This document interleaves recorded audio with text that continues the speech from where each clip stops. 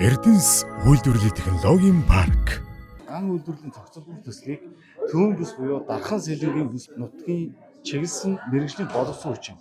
Хүний нөөц, ашиг малтлалын нөөц тулгуурлан хэрэгжүүлэхээр ажлын төлөвлөгөө гарган хэрэгжилтийг хангахаар зохицуултгүй ажиллаж байна. Ан үйлдвэрлэлийн зохицуулбарын хүрээнд 10 үйлдвэр 10 төрлийн бүтээгдэхүүн үйлдвэрлэн жилд 903 сая $900 борлуулалтын боломжтой гэж үзэж байна. Төслийн хүчин чадал нь урьдчилан байдлаар 1 сая тонн ган гэж үзэж байгаа. Үүнээс ширэм 200 мянган тонн, төмрийн байжмал 2.3 сая тонн, 1.8 сая тонн хорголж, ган бэлдэл 500 мянган тонн, арматур 300 мянган тонн, лист төмөр 40 мянган тонн, ган утас 40 мянган тонн, хэлбэрт ган 40 мянган тонн, зам төмөр 80 мянган тонн нэг тус үйлдвэрлэж эцсийн хэрэглэгч болон дагаж өгч үйлдвэрлэлд нийлүүлэн өшөө хөлөө нэмэртэг шингэсэн өндөр үнэтэй ган бүтээгдэхүүн болгон дотоодын болон гадаадын зах зээлд нийлүүлэхийн зорилготой энэ төсөл байнамаа. Төслийн хөрөнгө оруулалт бол $655.8 сая.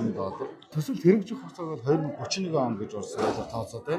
Шинээр бий болох ажлын тоо бол 1274 хүн гэж урьдчилан байдлаар тооцоогдож байна. Шууд усаар 3185 ажлын байр, нийт 4459 шууд болон шууд ус ажлын байр шинээр бий болсон.